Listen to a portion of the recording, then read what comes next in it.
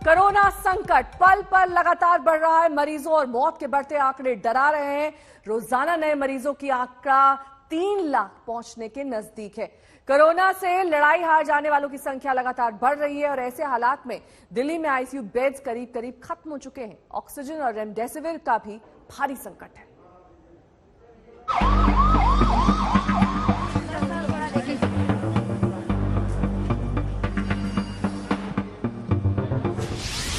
टूटती सांस, बिखरती आस, हाँफते मरीज, कांपते परिवार।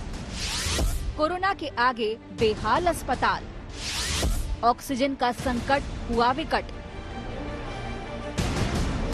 शहर शहर चीख पुकार मची है। करहाते मरीजों और मदद के लिए पुकारते परिजनों की चीत्कार कानों में गर्म शीशे की तरह महसूस होती है। कोरोना संक्रमण की गंभीर स्थिति में पहुंचे मरीज अस्पताल दौड़ लगा रहे हैं।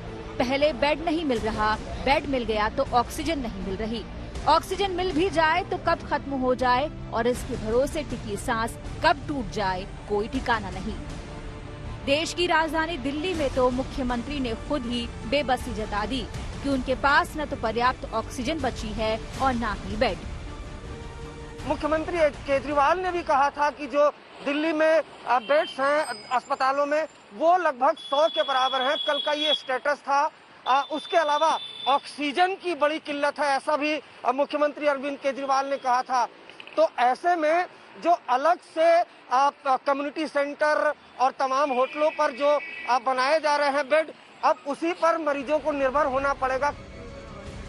रतलाम मेडिकल कॉलेज में बुजुर्ग दंपति को बिना पाइप जोड़े ऑक्सीजन मास्क पहना दिया गया, लेकिन ये धोखा ज्यादा देर टिक नहीं पाया और बारी बारी से दोनों पति पत्नी ने दम तोड़ दिया।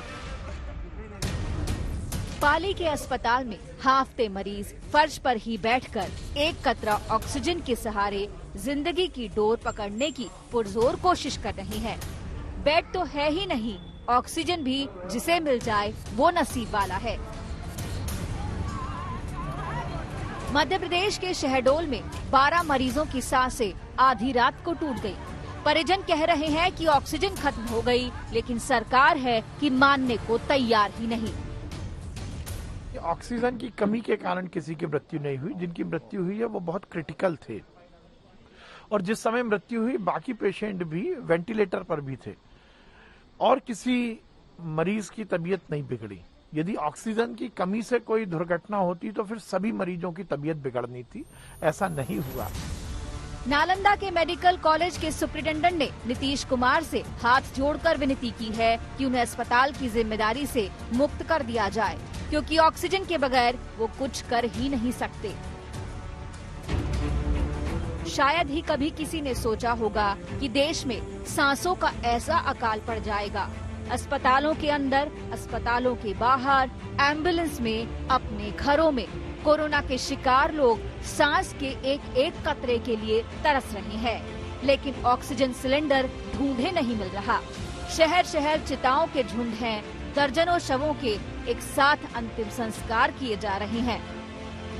दिल्ली से अरविंद ओझा, रतलाम से विजय मीणा और नालंदा से राजेश झा के साथ आज तक ब्यूरो।